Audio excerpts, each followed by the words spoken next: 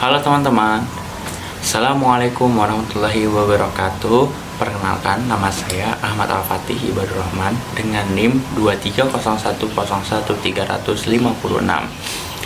Di sini saya akan membahas mengenai mengatasi isu pendidikan utama di Indonesia melalui kebijakan yang komprehensif. Tujuan saya membuat video ini adalah untuk memenuhi ujian akhir semester mata kuliah Psikologi Pendidikan dengan dosen pengampu Dr. Aprilia Tina Lydia Sari SPD MPD. Saya akan membahas masalah-masalah isu-isu pendidikan dan langkah-langkah untuk kebijakan untuk mengatasi masalah tersebut dengan cara yang komprehensif berdasarkan jenjang-jenjang pendidikannya. Yang pertama adalah pendidikan anti korupsi di TK. Mengapa saya bilang penting? Karena pendidikan anti korupsi belum banyak diterapkan di tingkat TK. Karena anggapan bahwa anak usia dini belum mampu memahami konsep abstrak seperti korupsi. Namun, penelitian menunjukkan bahwa penanaman nilai kejujuran dan integritas sejak dini sangat penting untuk membentuk karakter yang positif di masa depan. Nah, sebagai kepala sekolah, saya akan mengadvokasi penerapan pendidikan anti korupsi di TK melalui pengintegrasian dalam kegiatan pembelajaran sehari-hari. Pendekatannya juga yang digunakan adalah pembiasaan perilaku positif seperti berkata jujur, mengembalikan barang yang bukan miliknya, dan menghargai milik orang lain. Guru juga akan dibekali nih dengan pelatihan untuk merancang aktivitas yang menyenangkan tetapi dengan sesuai dengan tahap perkembangan anak pada jenjang TK. Selanjutnya adalah jenjang SD, yaitu kualitas pembelajarannya. Mengapa demikian? Hasil asesmen nasional menunjukkan bahwa kualitas pembelajaran di SD belum optimal, terutama dalam aspek perencanaan pembelajaran, pemanfaatan media dan teknologi, serta evaluasi hasil belajar. Hal ini antara lain disebabkan oleh kurangnya kompetensi guru serta keterbatasan sarana dan prasarana pendukung. Nah, untuk meningkatkan kualitas pembelajaran di SD, saya akan menginisiasi program peningkatan profesionalisme guru melalui pelatihan berkala terkait pengembangan perangkat pembelajaran, metode pengajaran yang inovatif, serta asesmen formatif. Sekolah juga akan mengalokasikan anggaran untuk memenuhi kebutuhan media dan teknologi pembelajaran yang dapat memperkaya pengalaman belajar siswa dalam kegiatan pembelajaran sehari-hari. Selanjutnya, yang tidak kalah penting adalah jenjang pendidikan SMP. Apa isu yang saya angkat? Yaitu putus sekolah.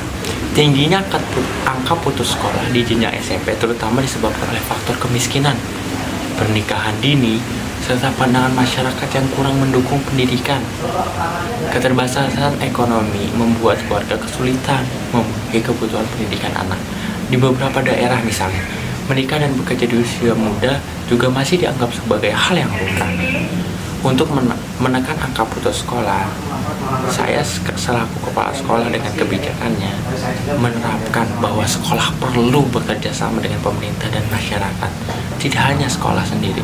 Saya akan mengusulkan perluasan program beasiswa dan bantuan biaya pendidikan bagi siswa yang kurang mampu. Sekolah juga akan menjalin komunikasi intensif dengan orang tua dan siswa untuk menumbuhkan kesadaran tentang pentingnya pendidikan bagi masa depan anak. Program pembelajaran akan dirancang lebih inklusif, tidak hanya sekolah untuk eksklusivitas, dan relevan dengan minat dan potensi siswa agar termotivasi untuk terus bersekolah dan mengenyam pendidikan hingga tingkat akhir. Yang terakhir, tak kalah pentingnya adalah jenjang SMA. Saya mengangkat isu pembelajaran daring semasa COVID-19. Pandemi COVID-19 memaksa sekolah untuk menyelenggarakan pembelajaran daring yang ditanggapi secara beragam oleh siswa SMA. Keterbatasan akses internet, kesulitan memahami materi, beban tugas yang banyak, serta interaksi yang kurang menjadi tantangan utama. Nah, kesiapan guru, siswa, dan orang tua dalam beradaptasi dengan sistem belajar baru juga bervariasi.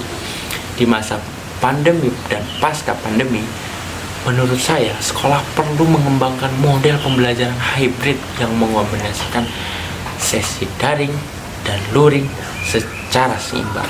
Saya akan memfasilitasi pelatihan bagi guru untuk merancang aktivitas daring yang lebih interaktif dan kolaboratif, memanfaatkan platform digital. Durasi belajar daring akan lebih singkat lagi dengan materi yang tetap padat dan terstruktur. Sekolah juga menyediakan akses wifi gratis sebagai sarana prasarana peningkat dan perangkat bagi siswa yang memang membutuhkan itu. Sesi luring akan dilakukan dalam kelompok kecil dengan penerapan protokol kesehatan untuk menjaga interaksi sosial dan praktik keterampilan. Dari isu-isu dalam jenjang di atas, saya akan melakukan pendekatan yang lebih komprehensif untuk mengatasi masalah tersebut. Berbagai permasalahan pendidikan di Indonesia membutuhkan pendekatan yang holistik dan melibatkan banyak pihak. Sebagai kepala sekolah, saya akan menginisiasi kebijakan yang berfokus pada penggunaan karakter, penguatan karakter, peningkatan kualitas pembelajaran, perluasan akses pendidikan, serta adaptasi metode pembelajaran dengan teknologi. Kebijakan tersebut didasari oleh teori-teori psikologi yang telah Ibu ajarkan.